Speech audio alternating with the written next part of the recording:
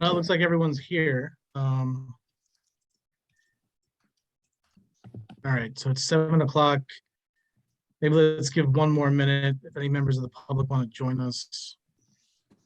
And we will start.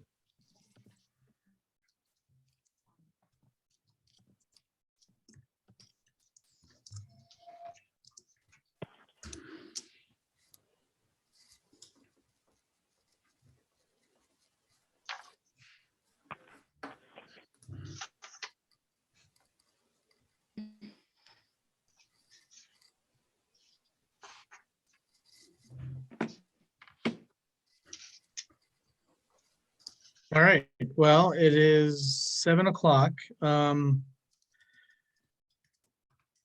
going to call the meeting to order. That's okay with everyone else.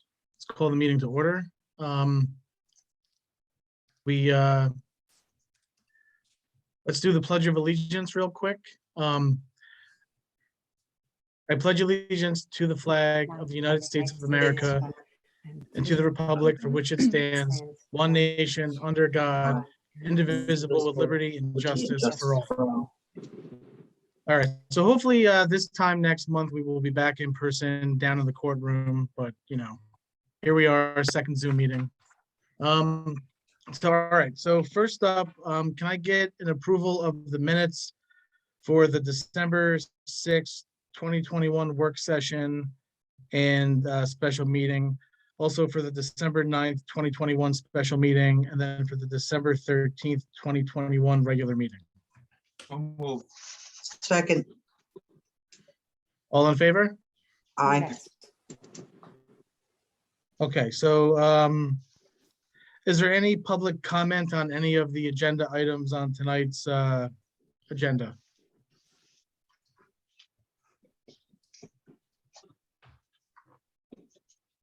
Okay, let's move on to the,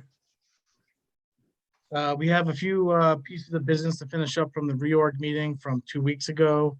So board members, you should all have a copy of the supervisor's committee appointments. You see where which committees you're going to be on.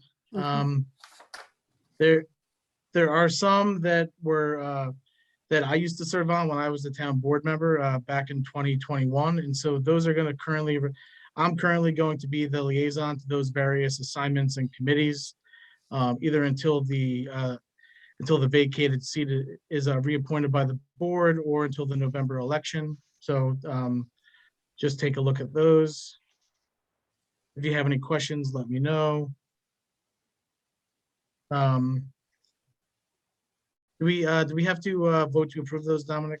That's just a simple voice. Yes, sir. Okay, so all in favor? Aye. Aye. Aye. Okay.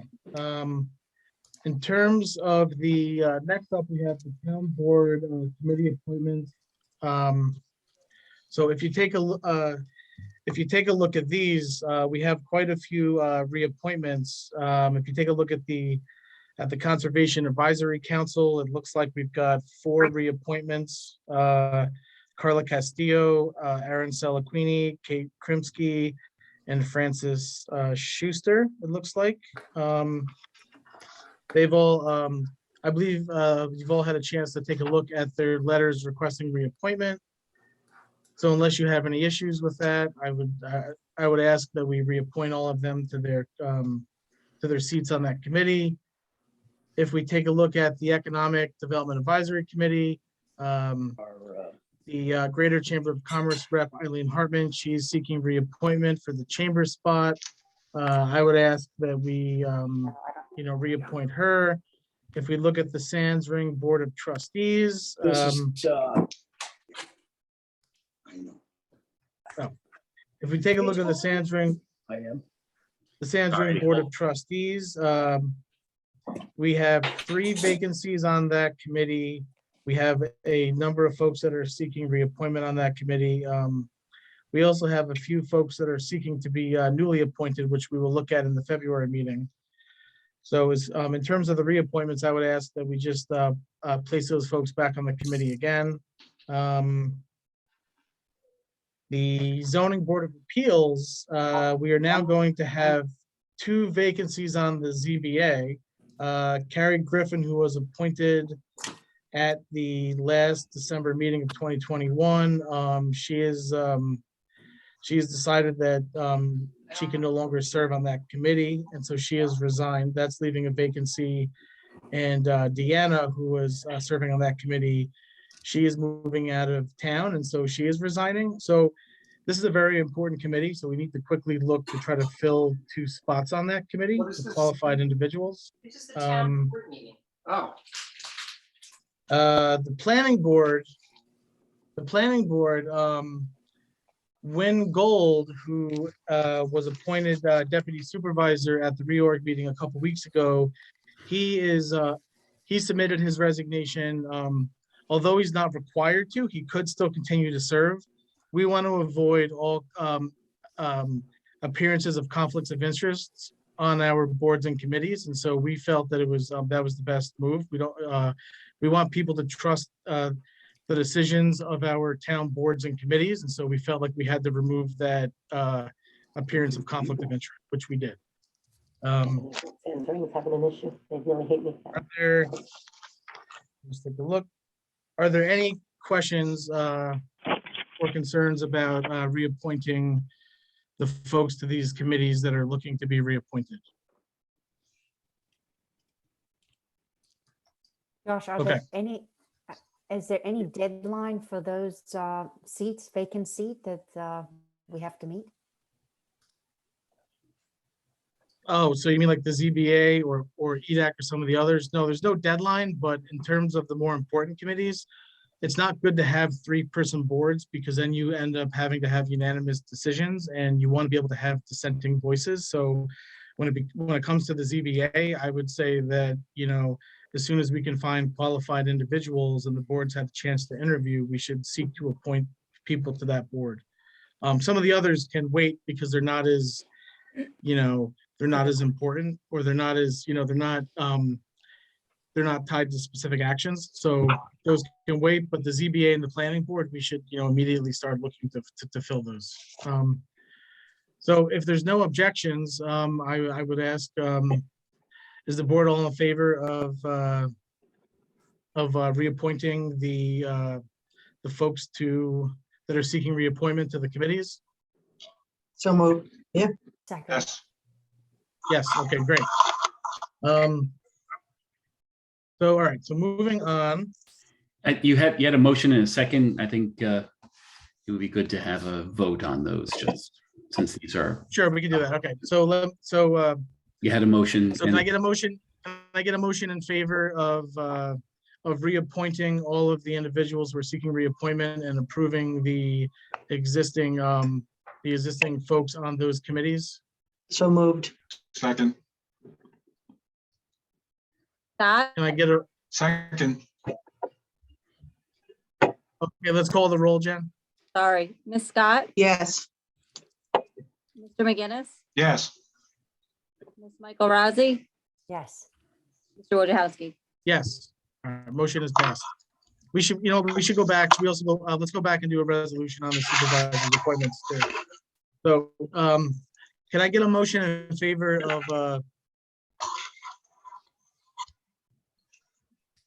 actually, wait, I don't have to, I'm sorry, I don't have to do that because that's supervisor's appointments. So, That's correct. That's yeah. correct. Yeah, Okay. those do not require approval of the board. yeah, so you know what, apologies, second meeting here, we're still getting our, okay, so next, item number 3 is we have the EDAC Explore Cornwall, New York Marketing Initiative presentation. So I believe Oscar Rivas from Do Good Studios and Steve Jones, the current chairman of the town's EDAC committee, are here So I believe there's going to be some screen sharing going on, or they're just going to talk to it. Well, we do have a presentation that Oscar has created, if there's a way to do a screen share. Sure, I can make Oscar a co-host. Hello, Oscar. Hi, Dominic. It's not necessary. I can actually just share it right through my screen right here. So people can just spin my my screen and they can see a full screen. So good evening, Supervisor and town board members. As Josh has pointed out, I'm the chairman of the Economic Development Advisory Committee. We just wanted to come tonight to give you guys an update about what we've been doing over the last year and projects we're working on currently. So we've built a Facebook page called Explore Cornwall, New York. Some of you might already be on it and following it. The initiative was also piggybacked off of our first project that we did, was build 100 things to do in Cornwall list. It's to help promote things to do in Cornwall as far as like tourism and those types of things. Once we had that list established, we decided that we needed a Facebook page to promote those types of things and everything that's kind of going in town. So we admins to our page, all the board members of EDAC, and over the next couple months, we decided, wow, this is kind of a lot to come up with content, and it's a lot to come up with creative content and something that's engaging for the community to want to add value. So we looked out into the community and found Oscar at Do Good Studios. This is his specialty. This is what he does. And we hired his services to kind of help promote and do those things that we were looking to do. And so Oscar's going to present to you guys tonight what we've kind of been doing and how everything's been going thus far. Thanks, Steve. So yeah, my name is Oscar Rivas. For those who don't know me, I've been here in town for quite some time. And I just recently started Do Good Studio 2 years ago, right at the beginning of the pandemic. Yay for me, right? So yeah, so once I became aware of what was happening with the EDAC committee and what they were trying to do, I wanted to be a part of it and help out. And so we put together a presentation of some of the things that we've been working on recently. And I'll share with this right now. Here we are. So yeah, so as I said, we've been working together for the past few months. But let's talk about how I started a little bit. Like Steve mentioned, some of the people were asked to contribute to the Explore Cornwall, New York Facebook page, and there, you know, little by little, people share some of the things that they had going on. But at the same time, it's not easy, right? When you're doing something for free and you have a lot of other things going on, you have a job, you have a business to run, you have family, you have events, you have athletics. It can be hard to keep doing some other content yourself, right? So in the beginning, we have some content, but it wasn't very engaging. Sometimes it was very wordy, and we didn't have original content that was very engaging. So John Alva came to me and it was like, hey, why don't you help us out with Explore Cornwall, New York, and doing some social media for us. And that's where we came in. So for those of you who don't know, Do Good Studio is a social media company, and our focus is to bring value to our clients, right? If we bring value to our clients, it brings value to their customers. And therefore, it makes you want to be able to follow those people, right? The last thing you want to do in the noise of social media and everything that's going on is like another page or subscribe to something else, because it's just more noise. So as long as we're able to bring value and make it something that is important to someone, then you're going to be able to see the engagement increase. And like Steve said, it's one thing is to try to do it as a hobby on the side, but when you have someone who's dedicated to it, it's going to make it that much better. And, with everything going on with social media, things are always changing. Things are always evolving. Algorithms are always changing. First you needed a picture, and then you needed a carousel, and then a story, and then a fleet, and then a tweet, and then this. Things are always changing, right? So you always, so if you have a company who's dedicated to just following those trends, then it's a lot easier to keep up with.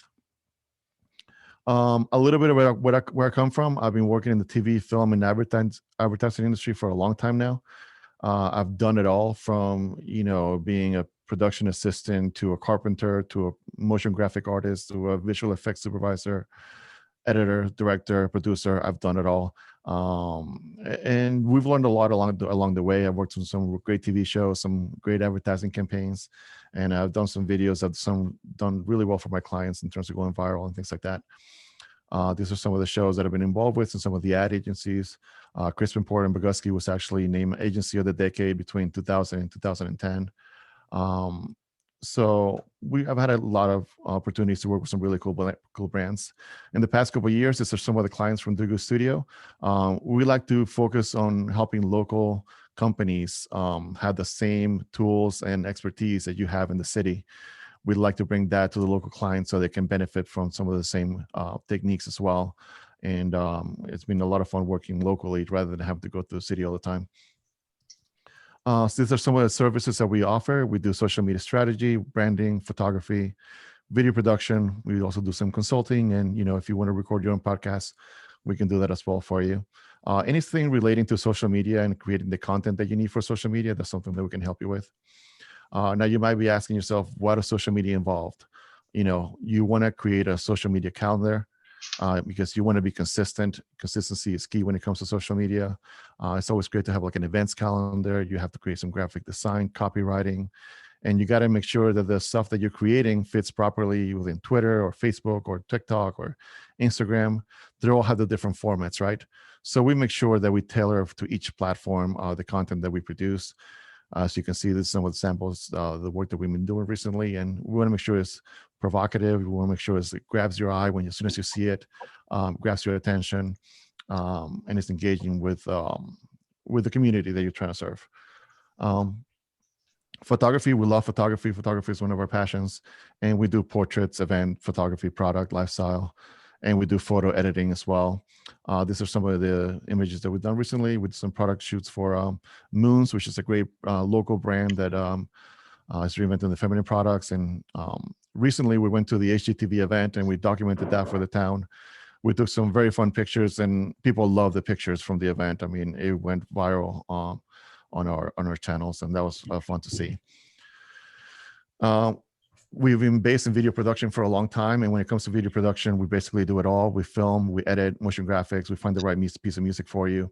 We format the videos based on the social media platform that you're using. We make sure the audio is properly and sounding good and great. And, you also make sure that you got to grab the same thumbnail, because making sure that you can create the most amazing video, but if people don't click on that video, then you're not really doing it justice. So the right thumbnail, the right titles are things that are important when you're creating videos nowadays. And all our decades of experience will help us when it comes to that. Right now, you just got to switch over to a video that I wanted to show you guys. Let me see right here. I just want to see the audio. Just give me a second here. Just switch the audio so you guys can hear it. Here we go. And I want to show you a videos that I did recently for the town, celebrating the 70th fair that was done at Cornwall and Hudson. And I just went out just to test out my camera, and I decided to just capture a little bit of the essence of what it was like being there that day. And here we go.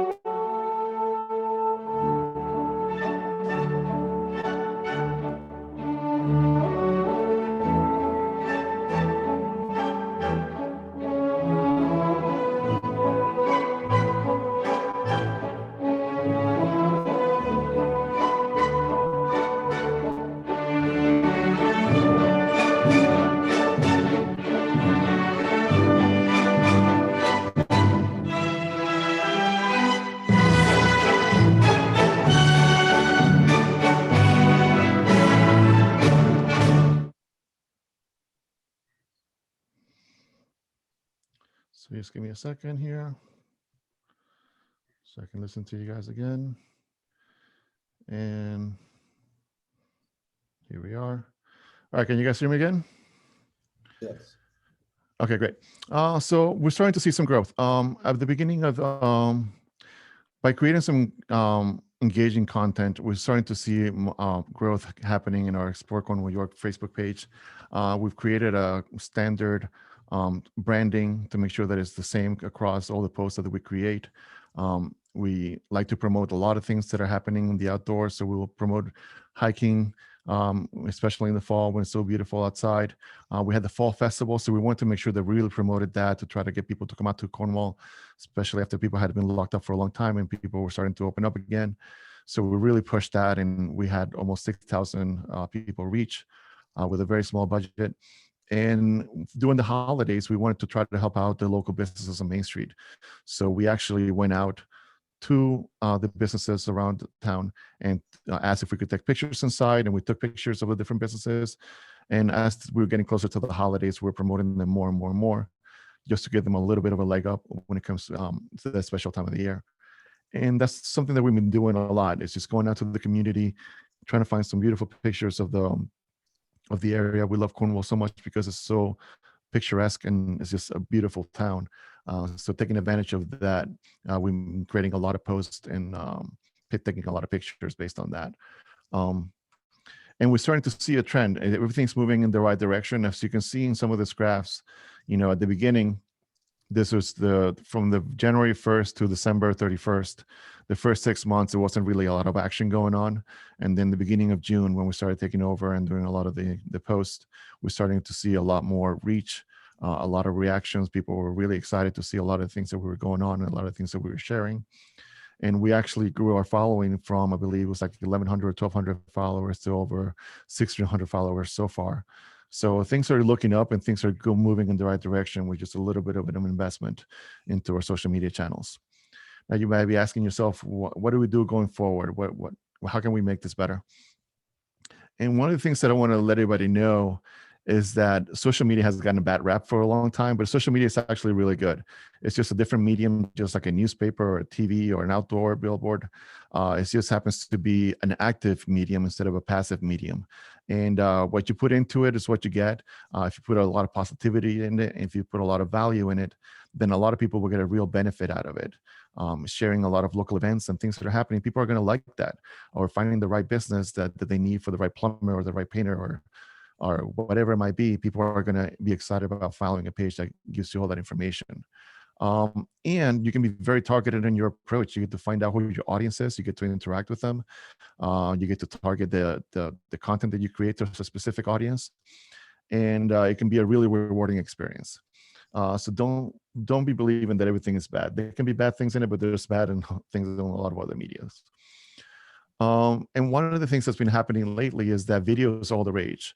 With TikTok has kind of like pushed forward the whole short form content, and a lot of other companies have followed with YouTube and Instagram, all adding short films and short content.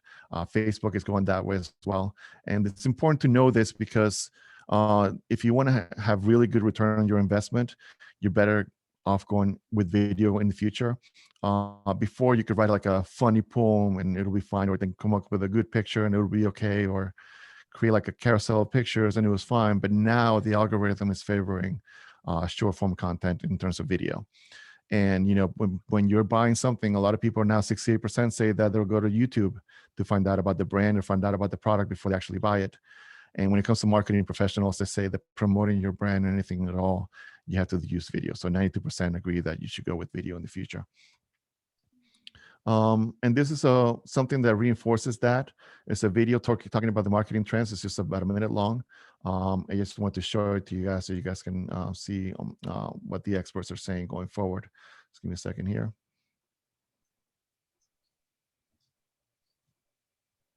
Here we are.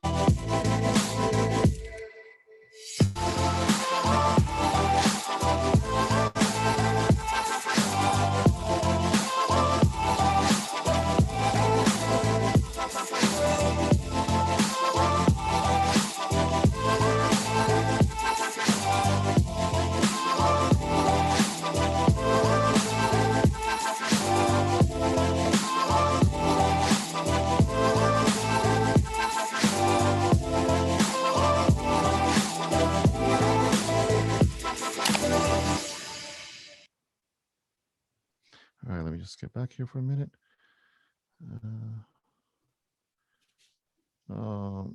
There we go. Sorry, I'm just getting back here. And all right, so when it comes to the future of what we see will be great for Cornwall and social media in terms of what we can do, we'll continue using Facebook. I mean, it's so something that's tried and true, and billions of people use it every day. But we also think that Instagram and TikTok will be a great way to drive tourism. You can, go to Instagram and create a beautiful page. We have lots of talented artists here in Cornwall.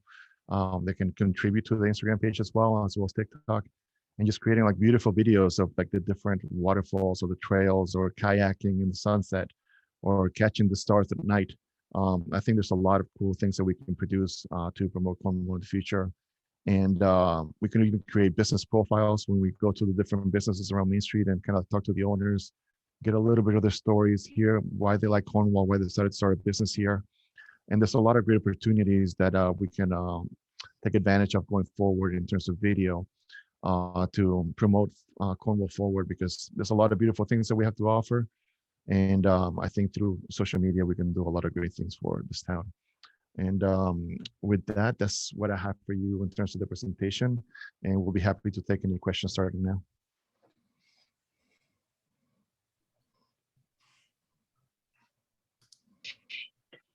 Do we have any, hi. First of all, Hi. thank you, Oscar. It was a very nice presentation, and it really does show the good qualities of our community. One of the questions I have is, do we have any data on, in terms of like uptick in business, like this site, did it, is there any direct correlation between what's being put out and, how are the merchants seeing it? Have we been able to gather any of that data?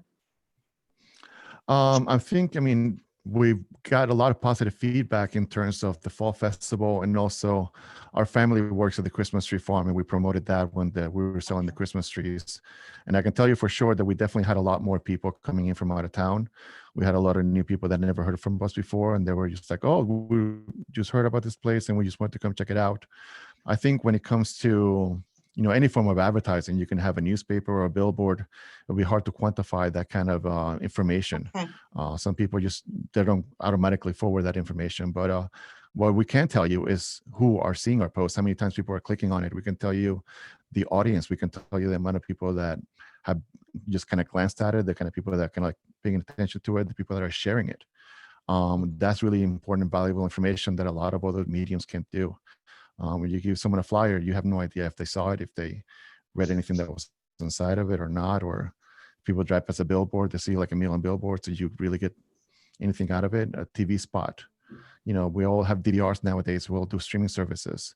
How do we know how much actual value people are getting from those mediums to begin with?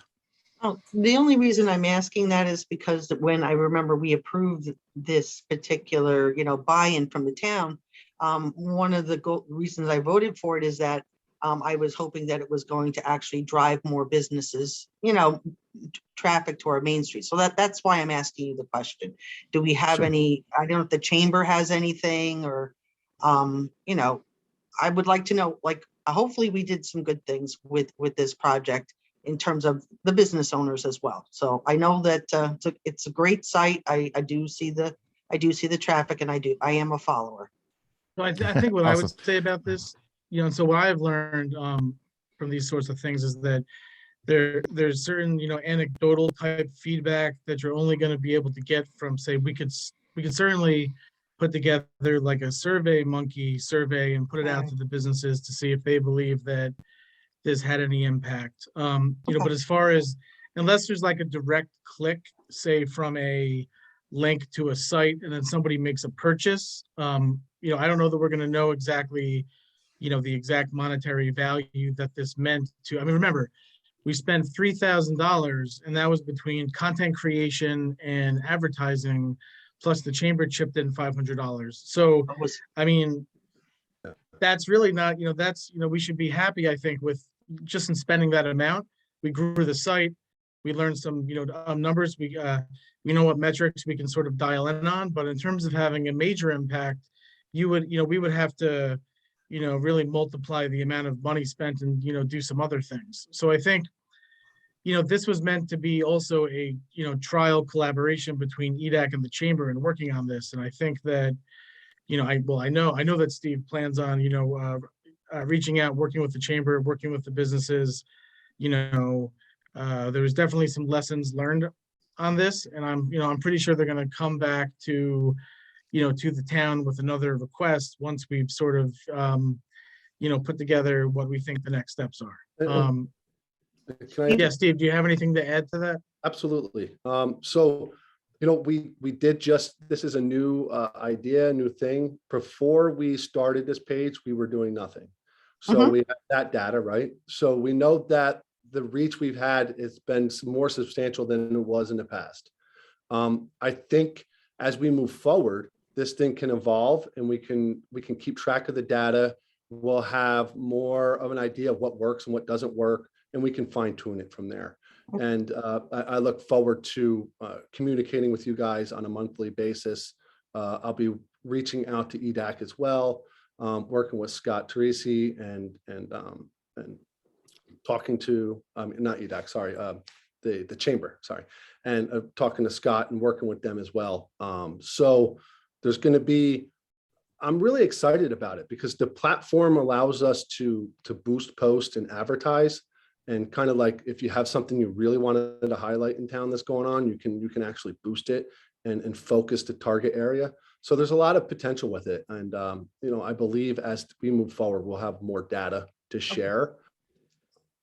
Yeah, and so one more thing I would add is that, with the town redoing its website, which I hope to get that project underway in February, the plan is to add a tourism page as well as an EDAC page and maybe a filming page. And so once we have the tourism page, we'll be able to like put certain businesses on there.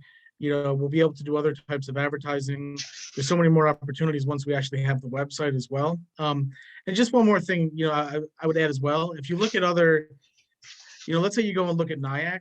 NIAC has something similar. And what they do is they've actually created a separate entity that receives funding from the chamber, the county, the town of Nyack, and that entity runs the tourism and marketing program. So, I mean, that may end up being the direction we go in, but I think this is a good pilot, project we have going on right now. And so I'm glad, I'm looking forward to see what EDAC recommends to us, as we go forward. And just so the board knows, our next focus of interest is tourism. We were putting that on hold because of COVID. And so for the last year, it's kind of been put on hold, but we're starting to move forward with that. And we're developing a tourism package that maybe one day we could come and present with you guys as well. Sounds Okay. good, Steve. Is there any other questions from any other board members? Nope. Okay. Well, Oscar, Steve, thank you for coming on and presenting this. And I look forward to seeing what, is going to come in the, days and weeks ahead. So thank you very much. Thanks, Josh. Great presentation, gentlemen. Thank you, everybody. Thank you. Thank you. Okay. So, all right. So moving on. All right. Mailer Avenue. Okay. So, as the board members are aware, on January 12th, the engineers presented a document that contains all of the answers to the questions that the Mailer Avenue residents had posed to the engineering firm. So you should have a copy of that. The residents were given a copy of that as well. We also have, this was sent over on Monday. We have a copy of the final report, the final traffic study report. We have an abridged version, which can be submitted as part of a speed reduction request. And there's also a document that is it's basically a resolution that the town board has to authorize, and the highway superintendent has to sign. It's a traffic reduction request. We're not ready to go with that this month because we still have to review some more information, and the board needs time to consider it, being that it only came in on Monday. So our intent is to, at the February work session, talk in depth about the report and to, if the board agrees, at the February board meeting, to take action on the resolution required to submit the traffic reduction request to the county. So that's the path that I believe we should take on that. Are there any questions from board members before I open it up to the to Mailer Avenue residents, if they have any questions?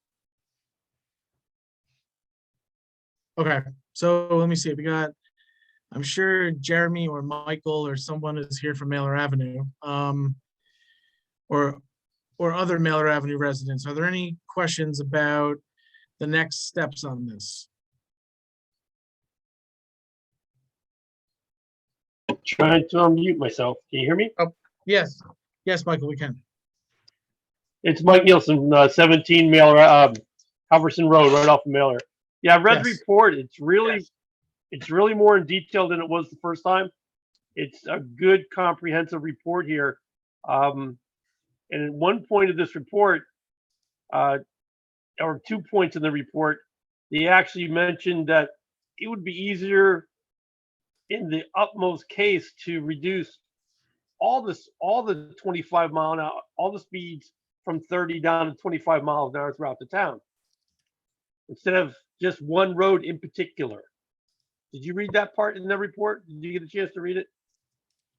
You know what? I must have missed that part in the report. So that's, see, this is why they sent Yes, I this to did. us yesterday. And so this is Yeah. why we didn't want to act on this tonight, because No, we need, yeah. I agree. I read it about an hour before I opened up this here. So there are 2 points on there in the general comment sections where it talks about area speed limits. Yeah. And he was just talking about, or stating that to just get that speed limit reduced on one roadway throughout the entire town is harder than to get all the speed limits in the town reduced down to that 25 mile an hour mark. Just look at that one. And in a part where in my letter was to make up of the roadway, he also cites the same particular thing about reducing all the roadways. So I like this report. It looks really good. Please do your due diligence on it to read through it. And I like the idea of giving you guys a chance to do that and to push it forward when possible. Okay, so yeah, so I think, so board members, I mean, obviously take a look at this. It's a lot of stuff to get through. But it's certainly going to be on the agenda for the February 8th town board work session. And in terms of some of the other things like the we were also given possible pricing on some of the other traffic reduction measures. And so I know the board is interested in looking and possibly implementing some of those. And so what we have to do is, because, we now have a cost, and I know you had asked us to sort of work on some of this concurrently. So the next thing to do is, go and take a look in the budget and sort of see what essentially what the total cost is going to be to implement some of these. And then the board has to consider whether or not first it has the money in the budget, and second, if it doesn't, where it can get it from, and then move forward from there. And so that's what the board is also, we will also talk about that at the February 8th board meeting as well. So this will give us a couple weeks plus that meeting to sort of consider next steps on those items as well.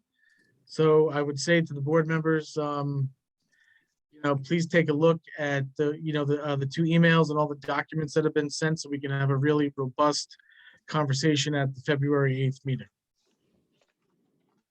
Because I really would like to act, at the February town board meeting on at least something if possible.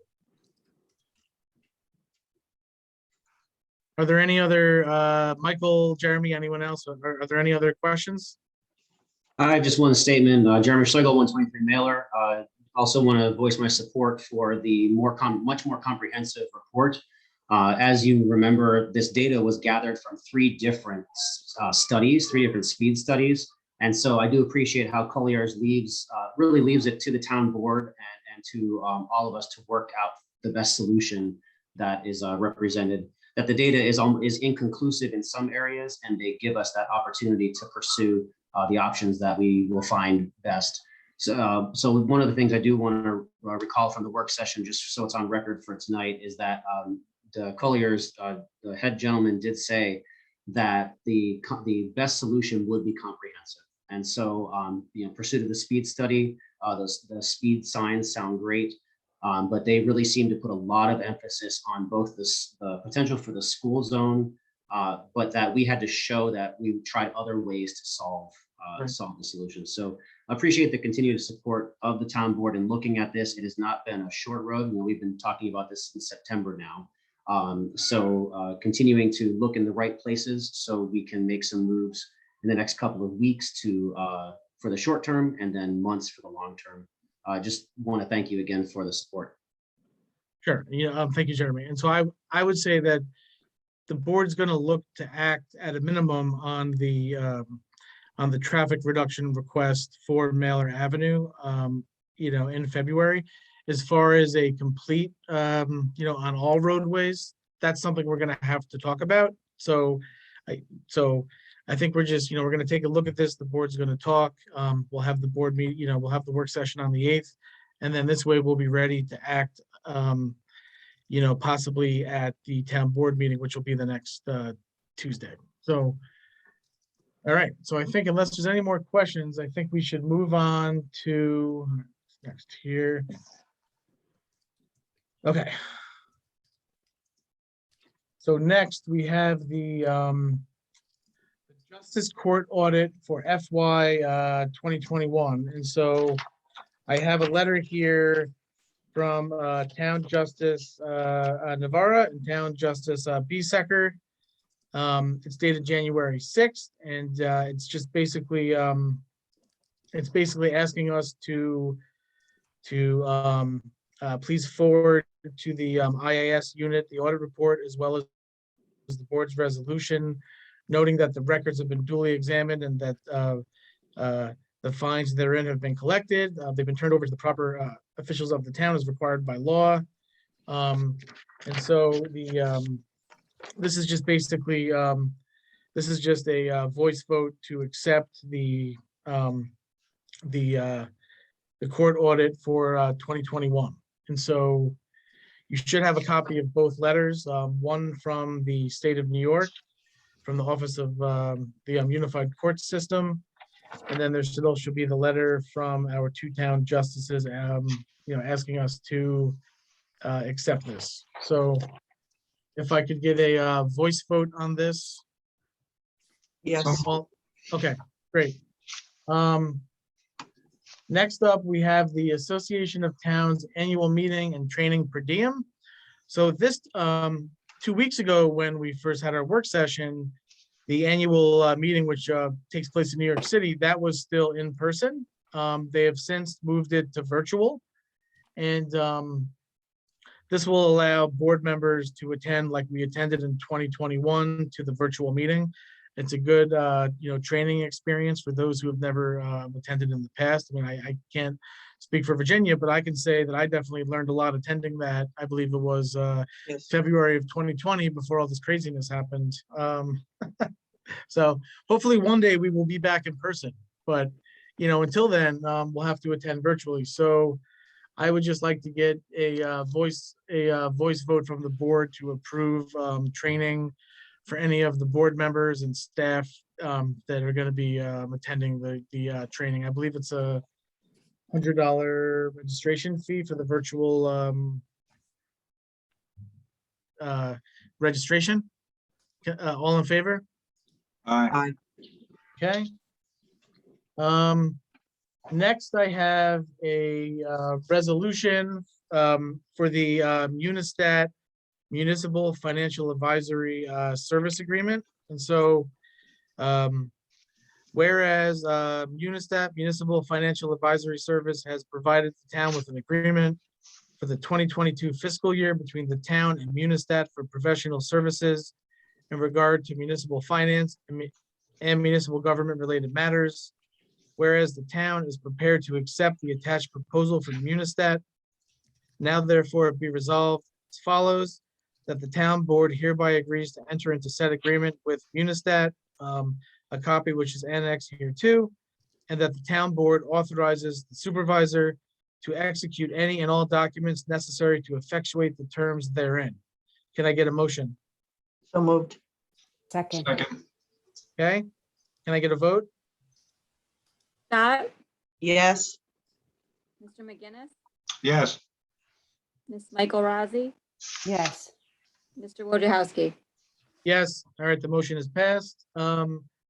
Next up, just really quickly, we have this Della Dova estate. As you're well aware from the work session, the Della Dova estate has given the town $50,000 in fulfillment of a bequest from the Stephen Della Dova Living Trust. This will be on the February work session to just start the conversation about how we are going to fulfill our responsibilities once we accepted the money, and as well as what those funds can be used for. So that'll be on the February 8th work session. All right, next we have the 30-day community notice. It's a local municipality or community board notice for a liquor license application that was submitted by the Farmhouse Market. This was on the work session earlier in the month, and so essentially, the town has to, basically the town gets 30 days to review this and decide whether or not it's going to, to waive its right to to have like a public hearing and to weigh in on this matter. And so the request was sent on, it looks like December 17th, and it was received by us, it looks like on December 20th. And so it looks like the clock has not ran out yet. And so I know I believe there are some questions from the board members on this. And so I would ask Dominic if he could possibly, answer any questions that any board members have. No? Dominic, is he there? Yes, I'm here.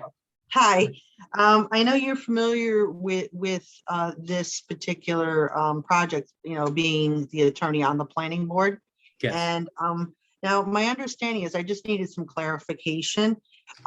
This particular form in front of us is just the town saying, to provide permission for the Farmhouse Market to apply for a liquor license, correct? That's correct. Okay, so Correct. they're basically changing the what they have right now, the off premise, right, onto an on-site.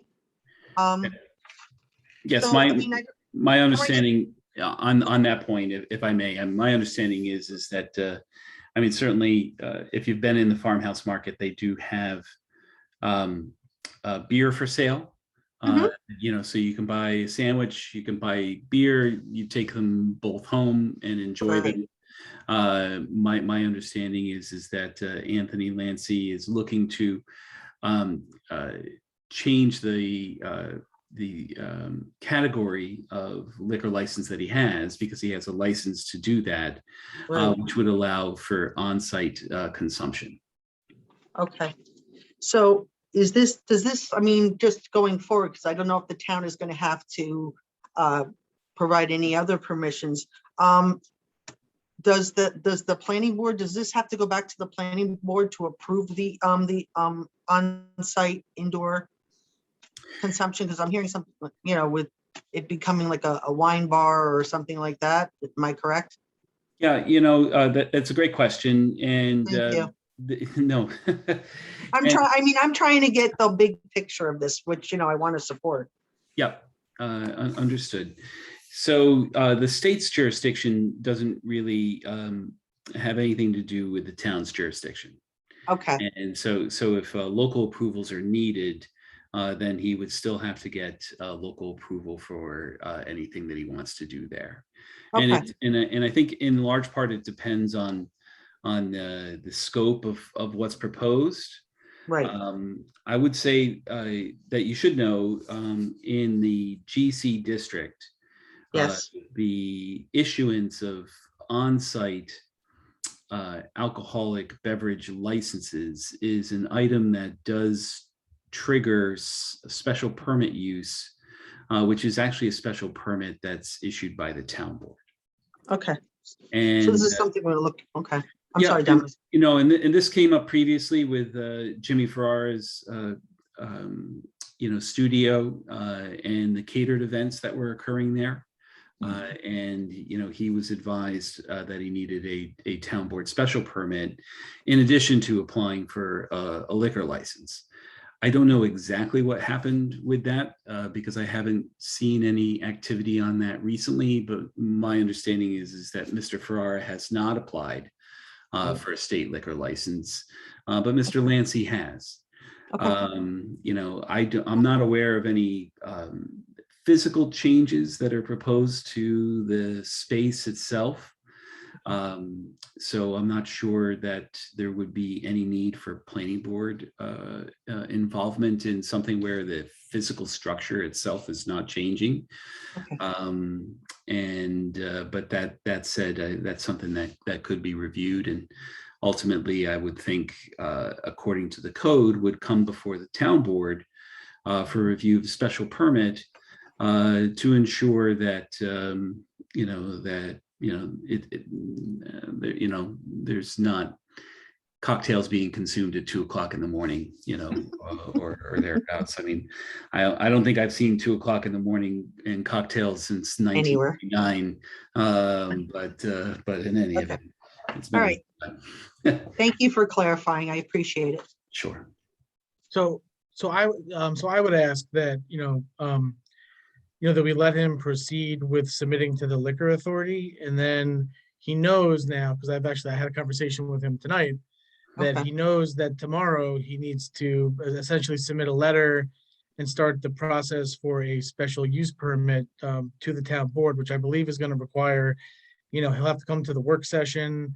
I think we have to have a public hearing on that.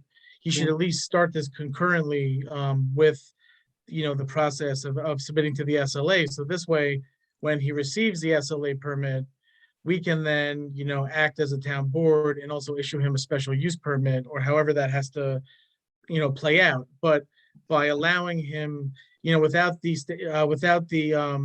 proper permit, he can't apply for the special use permit. So I say we at least let him apply and receive it. And then once he receives it, then we can issue him the permit if we feel that makes sense.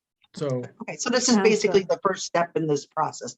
I understand. Okay. yeah, that's what I would say. Do So, we know if his hours of operation are going to change? Oh, that's a good question. well, that would be something that we could consider when we're issuing the special use permit. Okay.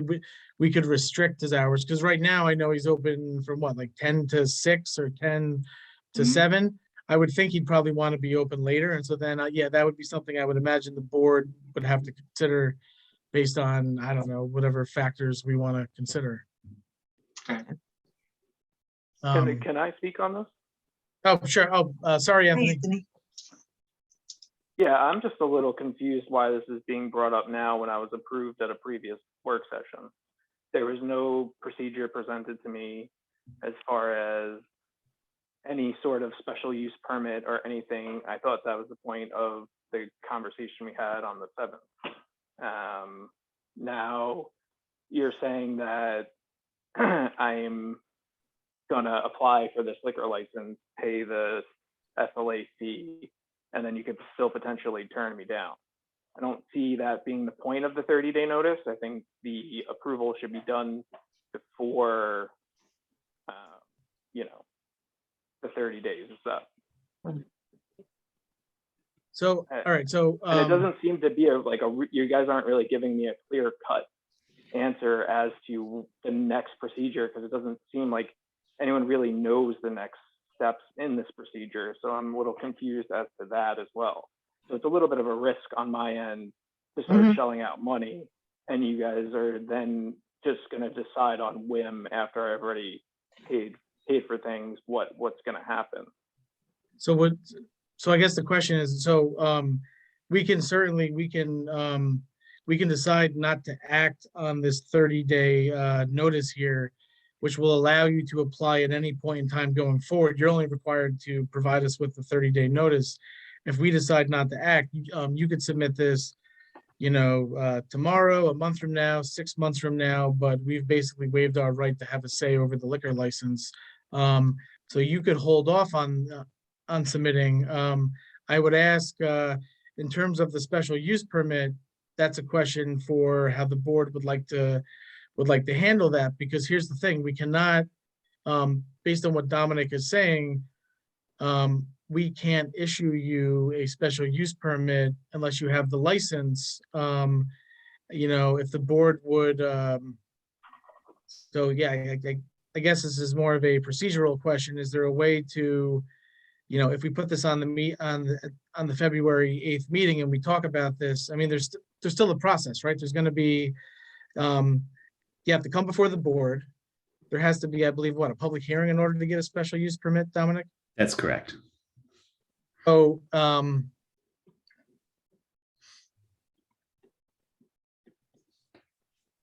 think I lost you, Josh. no, I'm here. I mean, I think, Yeah, I just don't understand why this is being brought to me now when there was a meeting on the 7th, 2 weeks ago, and this should have been brought to my attention then when we were deciding what was going to happen with the 30-day notice. Seems like you guys all approved the 30-day notice during that period, that work session, and now we're kind of flip-flopping, going backwards and trying to figure it out. Oh, Well, if I may, I'd like to jump in here, because I think that what you might be missing, Anthony, is the fact that they're really two separate jurisdictions, as I said to Virginia earlier on. right. The fact that you're applying to the state liquor authority is its own process. If you look at the table of uses in the GC district, which is the general commercial district, which your building is located in, and if you look, there's a table, there's a column called special permit uses. You look down on number 11, and that identifies that a special permit use is one that also applies for on-site alcoholic beverage licenses. And that's also a special permit that's identified to be issued by the town board and not the planning board. When I was talking about the process earlier on, the question came up as to whether or not you would need to go to the planning board. It would be my recommendation that you do not need to go to the planning board as long as you're not making any physical alterations to the space. And what that means is that it would accelerate the review process for a special permit from the town board, where you wouldn't have to go to the planning board first and work through a site plan, or have to get referred by the planning board to the town board and all of that. So I think it's a fairly expedited process. It should be fairly straightforward. It does turn on what the specifics of your proposal are going to be. Councilman McGinnis asked what the hours of operation are going to be. Are they going to change? These are legitimate questions that the town board rather has as its jurisdiction for a special permit. But the fact is that these are two separate things that you need in connection with serving on-site alcohol. Yeah, I understand that. My point is that nothing was mentioned about a special permit in the previous meeting at all. And then I don't even know that I'm on the agenda for tonight's meeting. And then, I get a phone call at 5:30 telling me that I'm on the agenda. It's a good thing that you were able to make it then. Yeah. The reason why it wasn't discussed at the last meeting is that I myself did not research the issue until I looked at the materials for tonight's meeting and saw the request, and was also cognizant of the fact that this is consistent in terms of requiring a special permit of what the town board has done for other businesses in that GC zone. So we just want to treat everyone equally. in connection with that. Yeah, okay.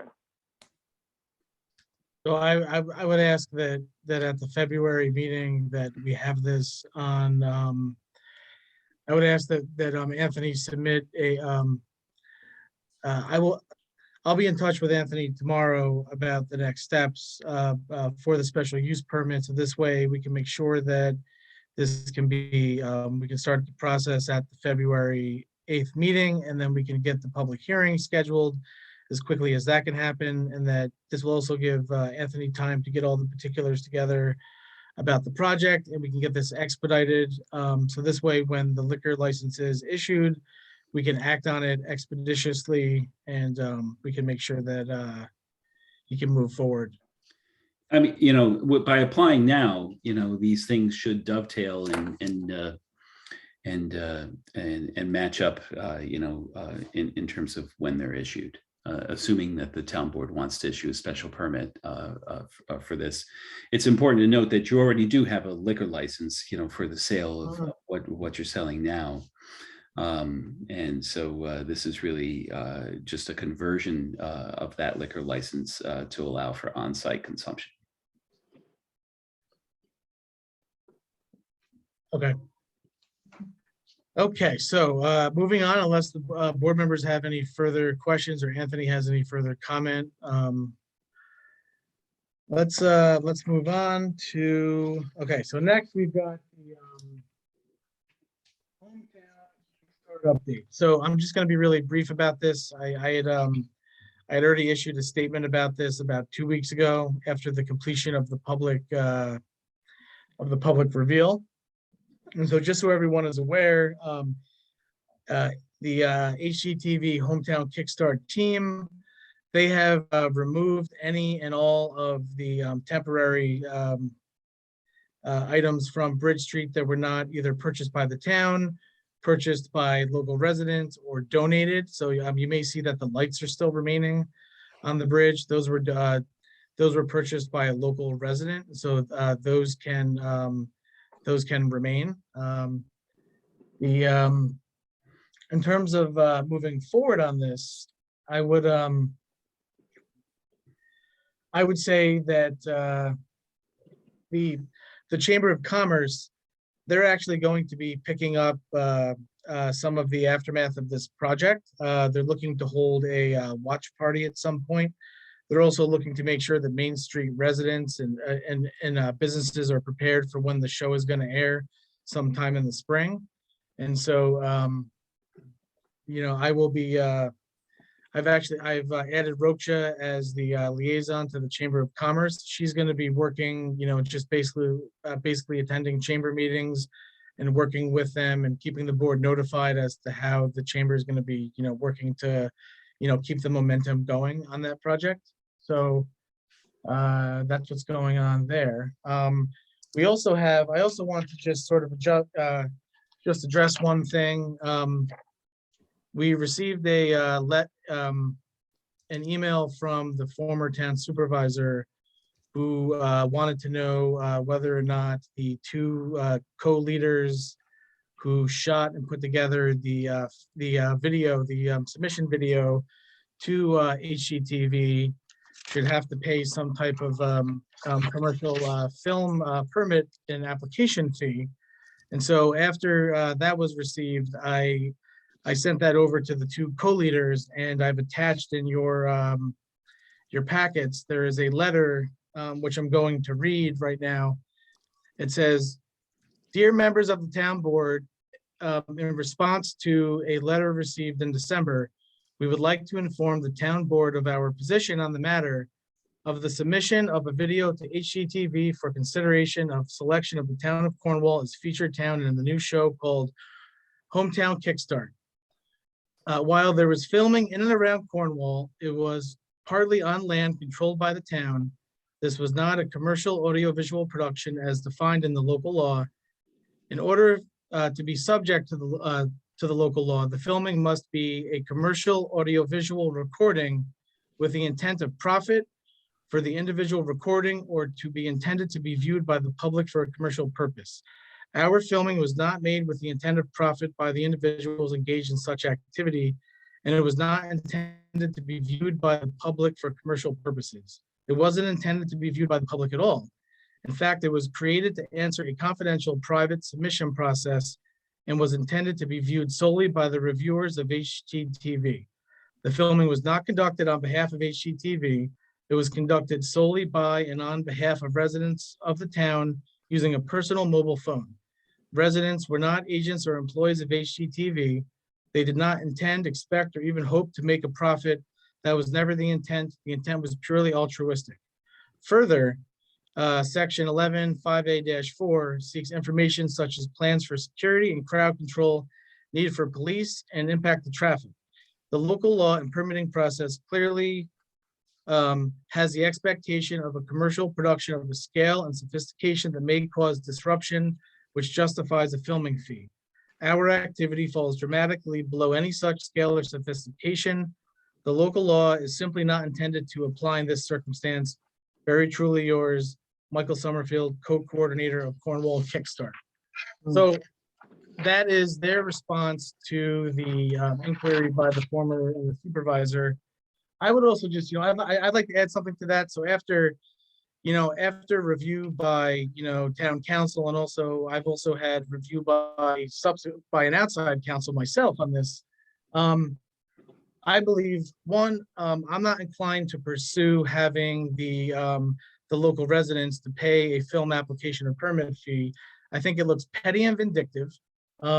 Second, I don't believe that the activity is covered by the law. Third, I don't believe that we could successfully prosecute it.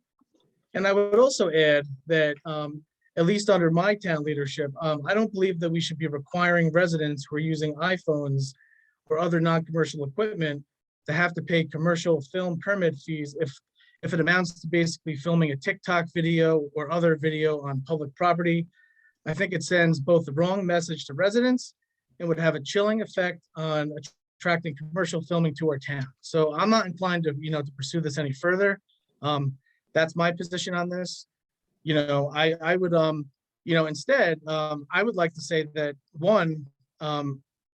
I would think that the town's going to be proud of this project once they see it. It's really going to highlight what is great about Cornwall. And I will say that the former supervisor, he was filmed multiple times as part of this production. And so I would like to say that, it is overall, it's going to be, it's going to be good for the town. I think it was done for purely altruistic reasons. And, I'm looking forward to see the benefit of this video when it airs in on the show, when it airs in April. And I'm just looking to turn the page on this because, the next thing that, we need to look at is the Bridge Street Pocket Park and making sure that that public project is all that it can be by April.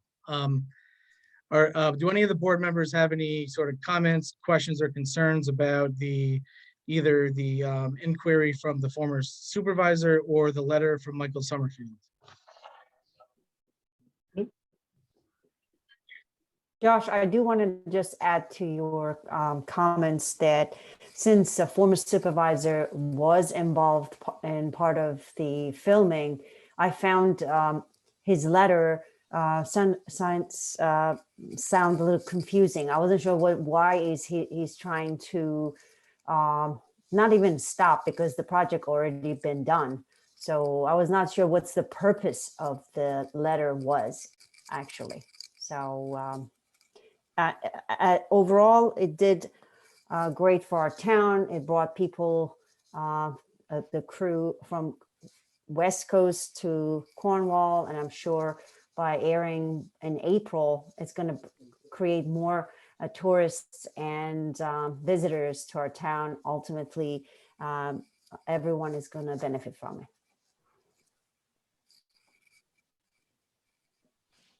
Okay, so I guess so being no further comment, the next sort of piece of this, which is I would call moving on from this, is the Bridge Street Pocket Park.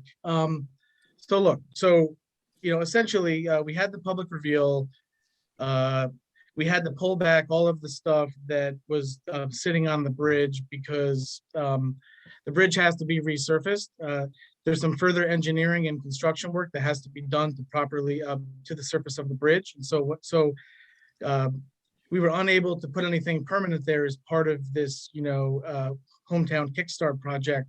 So moving forward, what I would propose we do is that in the short term, that the town board is going to work with members of the public and existing groups and committees to make sure that we get a pocket park up and running, by the time the show airs in April. And so Virginia and I are going to take the lead on that. And so that leads to the long-term part of this, because there's also going to be, we have a number of parks on Main Street. We've got the Sands Ring Cemetery Park. We've got the Triangle Park, which that's a 2023 project after the Main Street Bridge is replaced, unfortunately. They want to store all their equipment there, I believe, and base materials there, so we can't touch it yet. But then there's also the Bridge Street Park. So I would like to create a more permanent committee. Maybe let's call it the Main Street Parks and Beautification Committee. And so I'll be looking, I'm going to have the details for that for the February 8th meeting. If we could create that, and then we could determine who is going to be on that committee, which boards and which outside groups are going to get appointments to that. Virginia and I will also be the liaison to that. Virginia, has been working on Main Street beautification, for many years as part of the garden club and as a council member. So I think she'd be a good person to sort of, to work towards those long-term goals. So that will be something that is going to be on the February committee. We'll sort of take the next steps to, to put that new committee into place in February. Mhm. Are there any questions about that? Or comments? Okay. Sounds All right. great. Okay, so next, just moving quickly here. All right, so Kovac. So as you're all aware, last week we had a joint special session between the town and the village to talk about Kovac, basic life support, advanced life support, and where the town's going to go from here. We currently do not have contracts in place for either, and we're on a month-to-month situation for both. And so, at the meeting, we basically met to talk about some of the issues that Kovac has been having, staffing, financial, missed calls, some leadership issues. And so what I can tell you is that the town and the village boards are currently working on on a more longer term solution, as well as providing oversight to Kovac, while they seek to sort of to address some of the issues that both boards had. And so we'll be hearing from us and, let's say in like the weeks and months ahead. Once we come to a final decision as to how we're going to handle this, we will, we will certainly come back as probably a joint village and town board meeting to just sort of address the public and finalize things. So that's, but in the meantime, because we're working outside of a contract, item number 12, we have to basically authorize a temporary arrangement and payment for Kovac. So we have a resolution prepared here, which is basically going to authorize the continuance of $10,000 a month to Kovac for BLS service. So whereas in 2021, the town of Cornwall and the Cornwall Volunteer Ambulance entered into a contract for provision of municipal basic life support, and whereas the town and Kovac are in the process of negotiating a BLS EMS contract for 2022, and whereas it is necessary for the town and Kovac to establish a temporary arrangement for the provision of BLS EMS within the town by Kovac, whereas the town and Kovac are willing to continue under the terms of 2021 BLS contract on a month-to-month basis, pending further contract negotiation. Now therefore be it resolved as follows, that the town board hereby consents to continue under the terms of the 2021 BLS EMS contract with Kovac on a month-to-month basis, that the town board hereby agrees to accept monthly vouchers in the amount of $10,000 for Kovac for BLS EMS service pending resolution of the negotiations for a BLS EMS contract for 2022. Can I get a motion? So moved. Second. Okay, can I, let's call the rolls on that? Ms. Scott, Yes. Mr. McGinnis, yes, Ms. Michael Rossi, Yes. Mr. Wojciechowski. Great, motion is passed. Okay, so next we have a letter from Anthony Incano about the Ores Mills Moodna Dam. This will be on the agenda for February 8th to discuss further, but basically, Mr. Incano is looking to turn over the liability of the dam to the town for a number of reasons. You know, obviously this would be a large amount of discussion on this matter, so this will be on the agenda for February 8th work session. So please take a look at the letter if you haven't already. Next up, ARPA funding. That's going to be on the agenda for February work session because we're going to start deciding the path to take on the second tranche of money. Item number 16, we have the New York State Community Development Block Grant CARES Act grant application. And so this was just brought to my attention about a week ago by State Senator Skoufis's office. Basically, the last on December 29th, New York State Homes and Community Renewal, they put out a RFP for roughly $80 million of CDBG money that has to be spent on certain areas that will help communities recover from COVID-19. And so in our category, we can apply for a minimum of 300,000 up to a max of 2 million. There are certain eligible activities, supporting small business, improving air quality in public facilities. There are some other possible projects. We have until the June 30th deadline, or after all money's been allocated, to submit a project that meets all of the guidelines and is acceptable to them. Not saying we'll be awarded, but I'm going to be exploring this, you know, over the next couple of weeks with talking to some possible grant writers should we decide to pursue this. This will be on the agenda for the February 8th meeting because there may be a possible project that we could submit that would be able to be funded.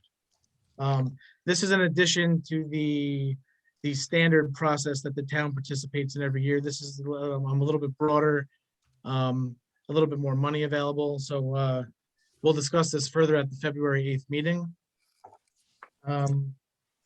Next, we have on January 7th, the town had to accept the $100,000 for the for a engineering planning grant for the Beaver Dam and Firth Cliff Heights sewer districts. So on January 7th, after talking to the engineer, the town accepted the $100,000 planning grant. And so that can go towards that project. All right, next, youth committee. So in the past, there was a youth committee, a volunteer youth advisory committee. And so I'm going to be looking to reestablish that going forward. We can talk about that at the February work session. I think it would be good to have members of the community that can get involved and that can help with, you know, shaping programming policy and helping to locate and apply for public and private funding. That'll be on the February 8th meeting. Let me see, moving quickly. Next, we have a resolution it's a draft intermunicipal agreement with the town of New Windsor for cooperative information technology services. You may remember that the previous contract we had in place with New Windsor IT goes back to Supervisor Quigley. And so they have asked us to adopt a new, to basically sign a new contract. So what you have before you is just essentially a new contract that are updating some of the policies and procedures. And so They've asked us to sign this into on the new contract, but we do need a resolution in order to do that. So if there's no objections, I would whereas the town board is willing to enter into the said agreement, now therefore be resolved as follows, that the town board of the town of Cornwall does not hereby approve said intermunicipal agreement with the town of New Windsor. The town board hereby authorizes the town supervisor to execute the intermunicipal agreement with the town of New Windsor and any documents necessary to carry out the terms of the provisions. Can I get a motion to adopt the resolution to sign a new contract with New Windsor IT? Moved. Second. Okay, can I get a vote? Call the rolls? Ms. Scott, Yes. Mr. McGinnis, Yes. Ms. Michael Rossi, Yes. Mr. McGinnis, sorry, Mr. Wojciechowski. Yes. Okay, motion is passed. Our resolution is passed. Okay, moving on. The building department fee schedule review, we're going to be talking about this further at the February work session. RFP on consulting contracts. We will start. I'll start talking to the town attorney about this, and we'll start discussing this at the February 8th work session.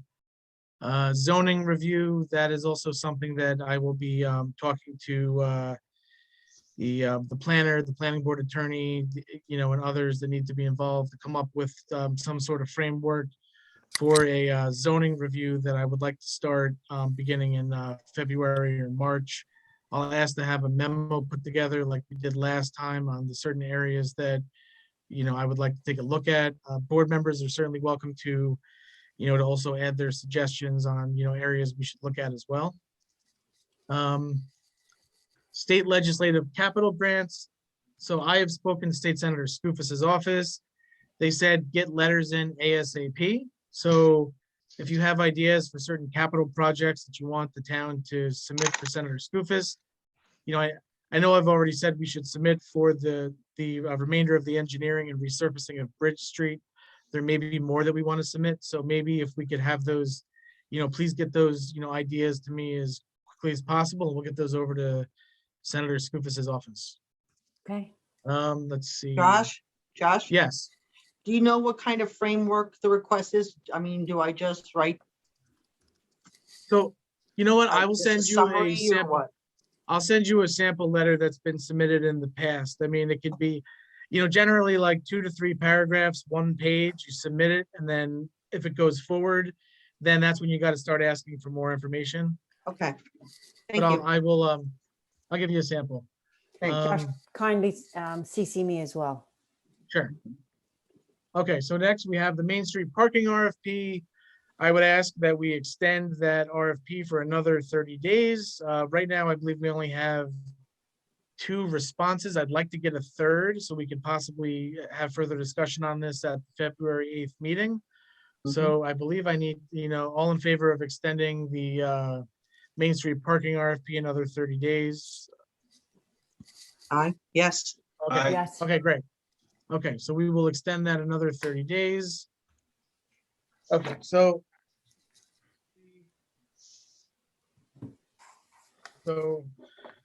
next we have the resolution on senior citizen property tax exemptions. So as you know, in order to the town board of the town of Cornwall, so we have the ability to basically waive to allow seniors to basically carry over the same information and application that they've had in the past. I believe we want to do that just out of safety reasons and, just practicality. So I think, but we have to pass a resolution in order to do that. So in front of you, we have a resolution that would basically allow us to do that. So am I allowed to waive the reading of this, Dominic?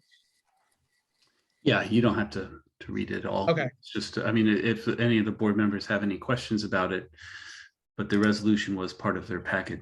Yes. Yes. Okay, so then I will just read, I guess. Okay, so we've waived the reading, so, all right, so can I get a motion to pass the resolution, the senior citizens resolution, property tax exemption revolution? Yes. So moved. Okay. Can I get a second? Second. Okay, let's call the roll on that. Ms. Scott, Yes. Mr. McGinnis, Yes. Ms. Michael Rossi, Yes. Mr. Wojciechowski. Yes, okay. Resolution is passed. Okay, so next, moving really quickly here, we've got the Cornwall Garden Club plant sale. This is, we spoke about this at the work session. Basically, they want the same dates that they get every year, which is, it looks like Saturday, May 7th, but they need to be able to have it from Thursday, May 5th for setup. And so this can just be a voice vote. Can I just get I'm all in favor of allowing the garden club to approve their public event permit for May 7th? Yes. I have to recuse myself. I'm the co-president, so I have to recuse myself from voting. I'll make the motion. Okay. All right. Second, Rocha? Yes. Yes. Okay.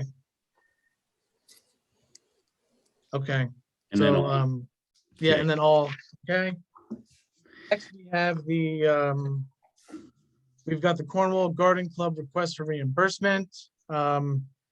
This is basically asking the town to reimburse the garden club for $650 for expenses incurred for the purchase of a decorative planter for the Shadan Circle. All in favor? Yes. Yes. I have to Okay. abstain. That's right, again, co-president of the garden club. Sorry. No, I know. I just want transparency here. Just No, I understand. I understand. Next, we have sleigh riding at the golf course. So the golf course is going to, I've spoken to them, and the golf course will let residents sleigh ride on the portion of the course below the clubhouse, which is currently not under construction and not being worked on. So part of that is we have to put up temporary signage, which would basically show folks where they can park, where they can sleigh ride, and also to say, be careful of folks that are sleigh riding. And so there would be temporary signage. And then also the golf course has asked the town to add that portion of the golf course, which would just be from the road up to the portion of the clubhouse. They would like the town to cover that under its municipal insurance policy so we would have to do that from, say, let's say next week through the end of March. And so that is their conditions for allowing sleigh riding. I would certainly be in favor of that unless there's any objections on that. Any questions or comments on that? Thanks for your effort getting residents to sleigh ride there. Thank you. Okay, so then I will get that in motion following this meeting. Next, we have the JCC Friendly Visitor Program. I'm gonna let Councilwoman Scott talk about that real quick. very quickly. So thank you, Supervisor Wojciechowski. We're going to be posting, we entered into the memorandum of agreement with Jewish Family Services, the Friendly Visitor Program. One of the first things that we are working on is that they are actually doing volunteer training. Now, I received this flyer late, but there's going to be 3 trainings. If you can, Thursday, the 20th at 9 o'clock, Wednesday, February 9th at 5:30, Thursday, February 24th at 10 a.m. This flyer will be on Facebook. We'll share it, we'll share it on our town website. The whole idea, I would hope, is if you really want to know what this program is about, you'll learn what it is to be a volunteer. It's online, 90 minutes. There will be more training sessions that are going to be rolled out. And I also think if you have a parent, maybe you're caring for, or you might need the service, it would be a good idea for you to actually, log on and actually view it and see if this is something you want to get involved with. So thank you. It's going to go on the Facebook, our town Facebook site, the website. Yes, yeah, that'll, Denise is gonna put that on tomorrow as soon as she gets in. All right, thank you very much. And I'll keep updating you as I get more flyers. Any questions, feel free to reach into us. Just let us know. All right, thank you. Okay, so next we have a litany of we've got some transfers and appointments of various highway and sanitation personnel in order to fill some vacancies that we have and that are vital to making sure that we can pick up garbage and plow the roads and do all the stuff that's necessary. Councilmember McGinnis and I and the highway superintendent, we had we interviewed like 12 or 15 people about a week ago, and we have decided on a number of hires. So that, so we've done that. You have a letter in front of you from the highway superintendent, but let me just read this real quick. So after conducting several interviews for the following open positions: sanitation assistant, working leader, sanitation driver, sanitation spare driver, floater, and highway chauffeur laborer, I would like to recommend the following transfers and new hires. Current highway chauffeur laborer Tom Schaefer will transfer to the open sanitation position as assistant working leader driver. Current backstepper floater Kyle Mann will transfer to the open highway position as chauffeur laborer. We will fill the open sanitation driver position with new hire Richard Berardinelli. Fill the open sanitation spare driver floater position with new hire Samuel Galucci. Fill the open highway chauffeur laborer position with new hire Salvatore Cantone. All employees, both transferring and new hires, possess a valid CDL license and received great recommendation from their references. So let me see what else we have. Okay, so can I get a motion to approve the hire of all of these individuals? So moved. Second. Okay, can I get a call the roll on that? Ms. Scott, Yes. Mr. McGinnis, Yes. Ms. Michael Rossi, Yes. Mr. Wojciechowski. Yes, okay. So we're finished with that. Are there any questions from board members on any subject or anything before we move to committee reports? Nope, okay, so we have the monthly police report. Let me just start with that. So we've got calls for service, 635, miles driven, 6,083, total miles for 2021, 93,735.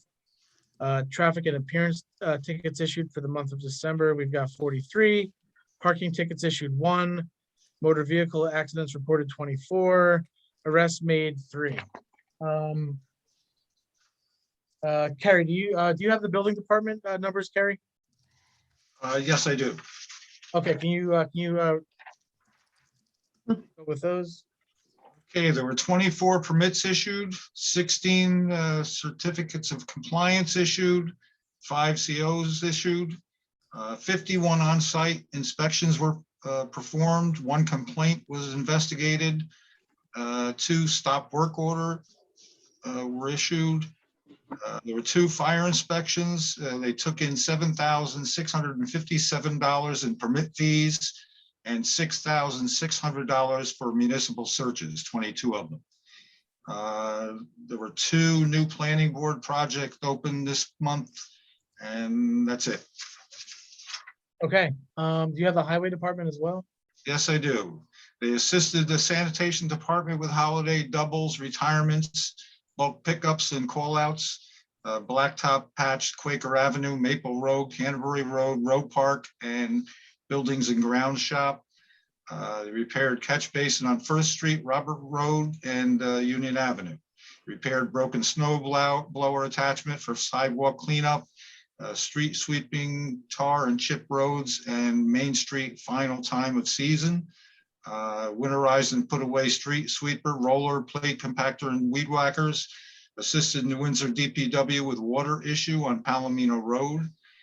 They cleaned Town Road easement ditch line at 68 Shore Road. Vacuum leaves out of Mine Hill, Chestnut, and Hasbrook ditches. They blew leaves off of Bridge Street and Main Street sidewalks and vacuumed them up. They a broken loose manhole cover on Hasbrook and Union Avenue. Repaired door and lock on Middle Shed at Highway Garage. They cleaned up fallen tree on Oak Tree Drive. They washed trucks after snowfall and ice glaze on the 24th and 27th of December. And the mechanic serviced John Deere 554 loader, small garbage truck, side loader and garbage truck, 2006 recycle truck, 1996 International dump truck, 2010 F-350 pickup, 2020 F-550 dump truck, and 2019 International dump truck. And that's it. Okay, well, that was a lot. They were very busy. No, they were. They're going to be very busy for the next, 3 months too. Oh, yeah. Okay, so let's see. Virginia, do you have anything to report? I know we just got committee assignments, so next month will probably be more. Right. I mean, right now, things have changed. I believe like Kovac, we did have a special meeting, and now that you're going to be overseeing that, I won't be reporting on that, but I'll still keep abreast of it. And I think a lot of the committees right now I'm in flux. They haven't really met. The Cornwall Conservation Advisory Committee, I think, are actually meeting as we speak. So Yes. that's it. I have nothing. Okay, yeah, and in fact, I believe they're going to be changing their dates to coincide with the town board meeting. So this way, whoever the liaison is can Sure. attend. Sure. Okay, so let me see. Roksha, next month you'll have stuff to report because you'll have committee assignments. Just the last thing, I've got the reports from Camo Pollution Control on for December for the Firth Cliff plant in terms of flow at the Firth Cliff plant. The facility was within the permit limits in terms of the biochemical oxygen demand. The facility was within the permit limits, and basically everything is within the permit limits for the Firth Cliff plant.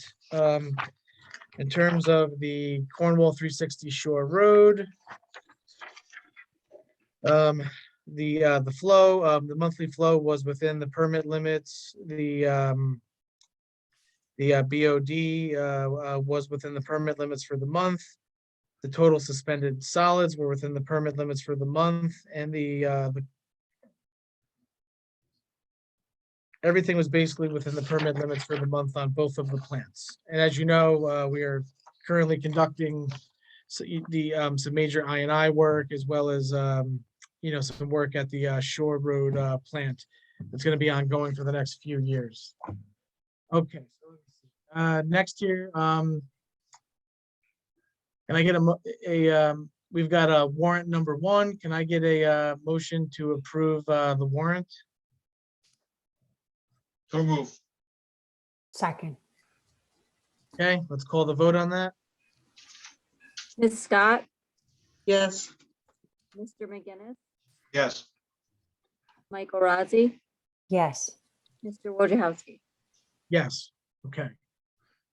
Before we, are there any public comments from anybody out there on any agenda items or anything in general? Should members of the public raise their hand, or how do we, Josh, did you read the chat box? There are a few questions. oh, okay, sorry, let me get in here. Okay, here we go. Okay, chat box, sorry.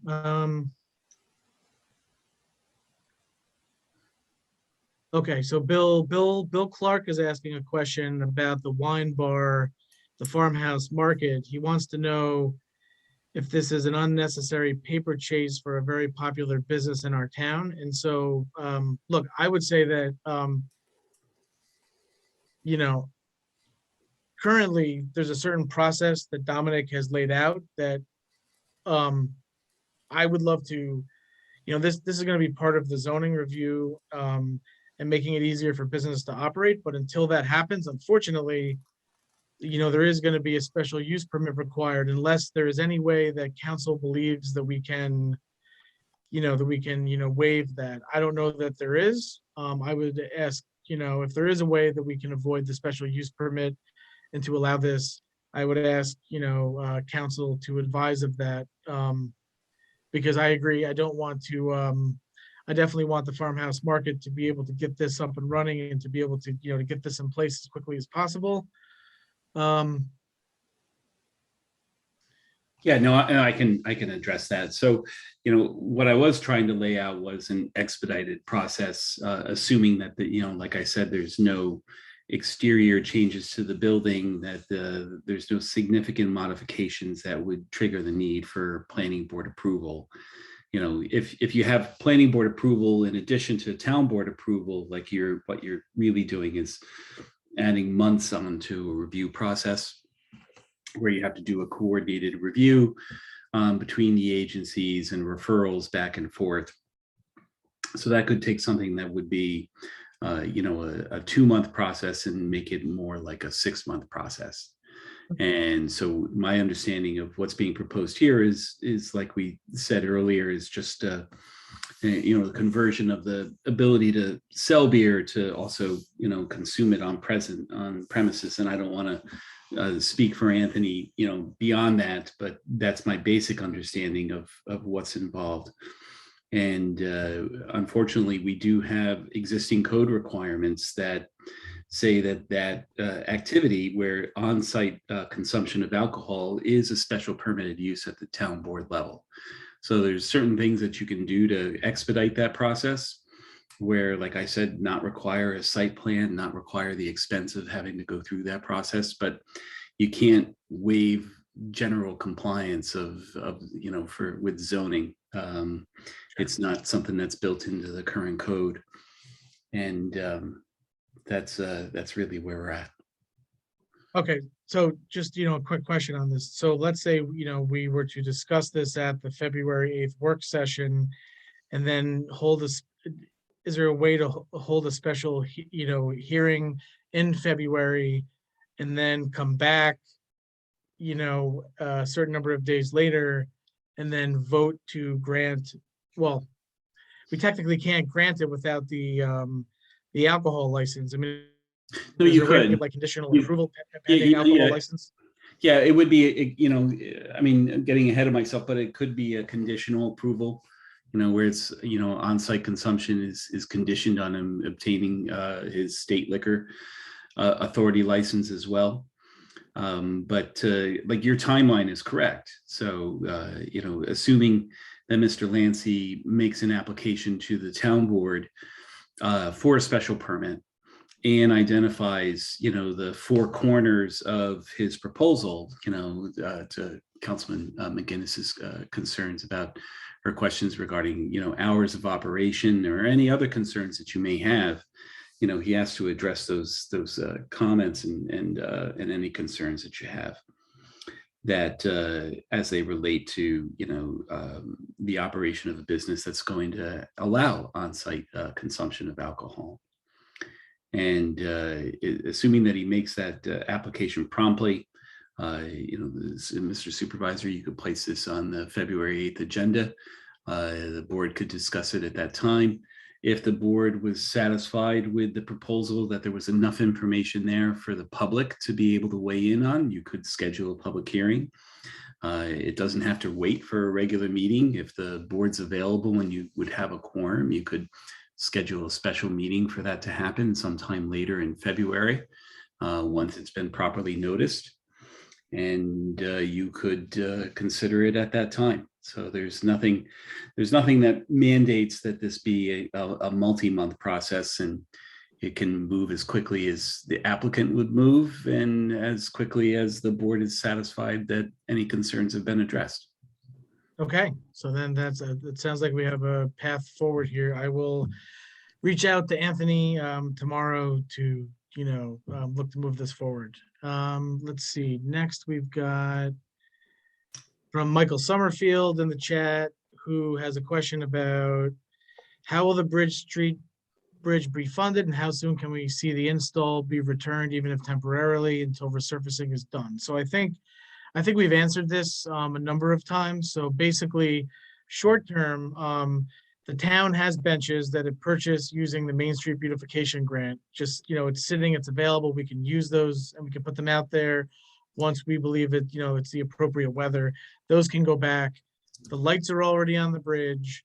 We, as soon as weather permitted, clearly plants and flowers cannot go out there in April, they'll die. So, Exactly. we're kind of limited to certain types of, plantings that maybe, evergreens, but that, the sculpture. So as soon as I plan on working with the Vivian Collins, who is the sculptor, to figure out a final,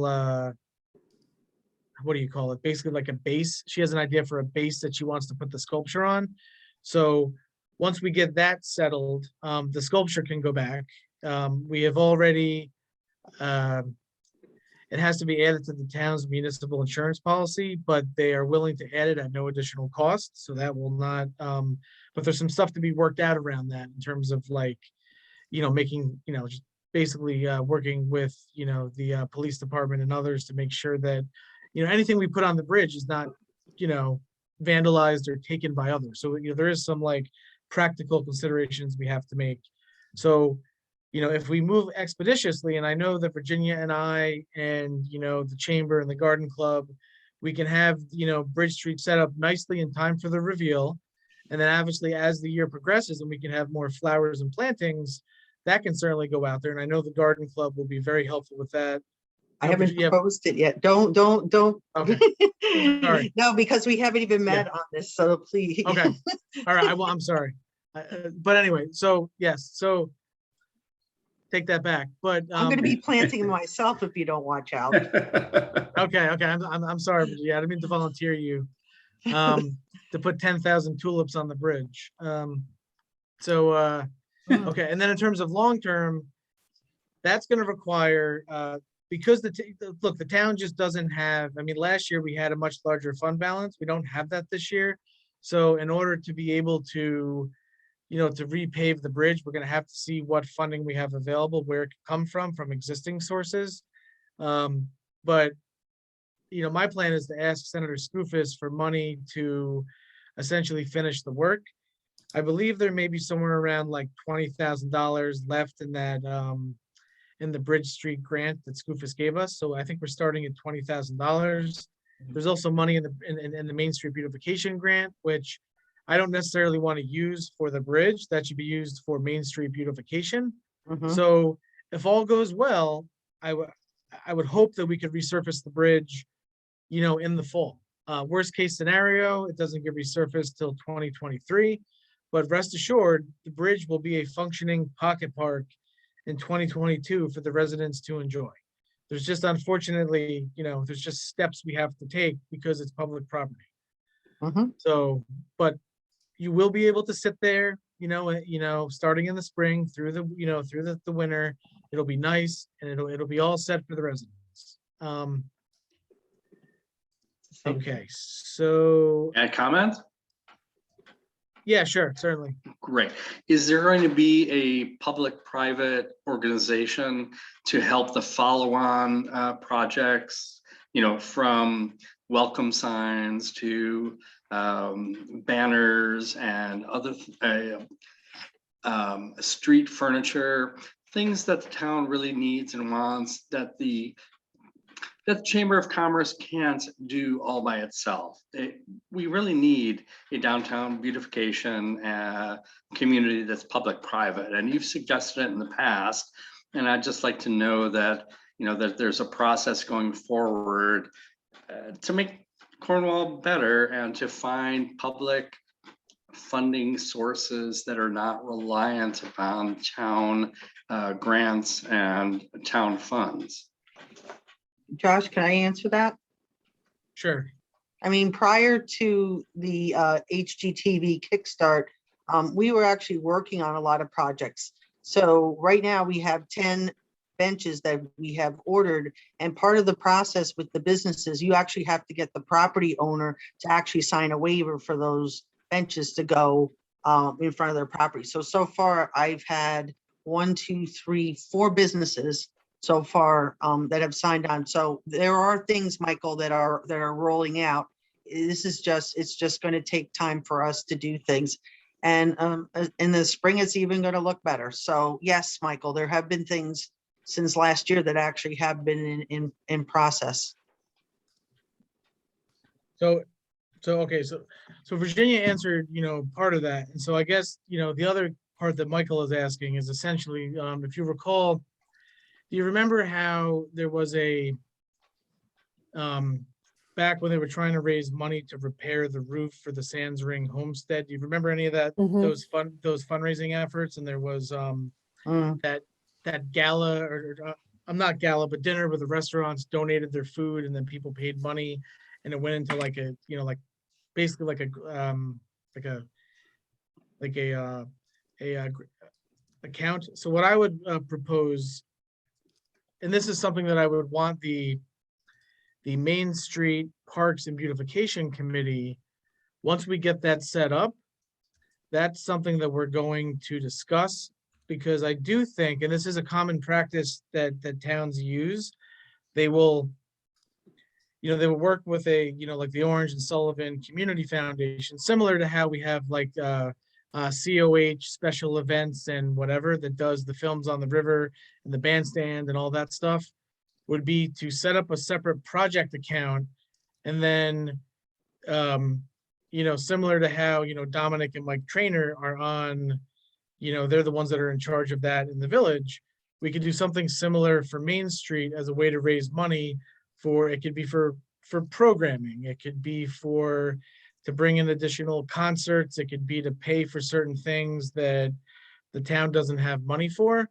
But, I'm sure if you ask Dominic, there are very tight controls on, on fundraising, how the money is spent. It's not just some like, Wild West, fundraising. I mean, I'm sure Dominic could talk more to this. I mean, because he's very, they actually have their own board that controls everything. So it would have to be, we're not just going to create an account and raise money. We'd have to have a, I think a board who's going to, look to oversee the fundraising. We could raise the money, but I do think it is something we should pursue, because look, government's never going to have enough money to pay for everything. And so it would be helpful to be able to get the public involved to pay for things that we don't have money for. So yes, in answer to your question, I would like to set that up. And that is something that we will be talking about, as soon as we get the Main Street Parks and Beautification Committee set up. That is something that I want to start talking about establishing. In terms of just, I guess, moving forward, look, I mean, the chamber is going to be managing a lot of this because, and no, I'm saying, so in terms of the helping the businesses to be ready for Hometown Kickstart when it airs and all of the benefits, the chamber is going to be working on that. And so the chamber is going to have a function with this. And so Roksha will, she'll keep tabs on what the chamber is doing to be prepared for when the show airs and how to make sure that businesses benefit from that. But that's sort of how I envision it. Oh, that's great. I just wanted to make sure that the town takes full advantage of this HGTV bump. We have an opportunity to improve the town. There are a lot of different efforts going forward. And critical to that is fundraising, because the town doesn't have the money necessarily.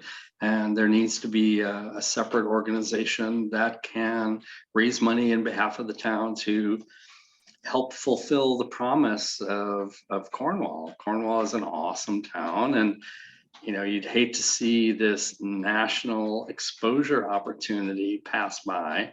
And actually, more importantly, we need directional signs. We need signs that we're going to have a fair number of tourists coming through just because of HGTV, and they need to know which way to get off of 9W onto Main Street and where Storm King is. It's a great opportunity. I'm so happy to have been a part of it. And I, as I stated in the my letter to the editor for the Cornwall Local, I can't be more enthused and happy and appreciative of everyone that's that's participated in the project, that supported it. And, I'm sure the town is going to do the right thing and make Cornwall the best it can be. It doesn't want to be Beacon. It doesn't want to be Warwick. Cornwall is Cornwall, but we have an opportunity to show our best selves and make Cornwall the best it can be.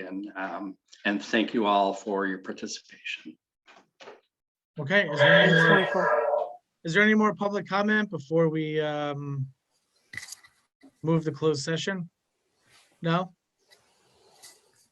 Okay. All right, can I get a motion to go into closed session to seek advice of counsel? So moved. Second. Okay, can we get a vote? Scott? Yes. Mr. Yes. McGinnis? Yes. Ms. Michael Rossi?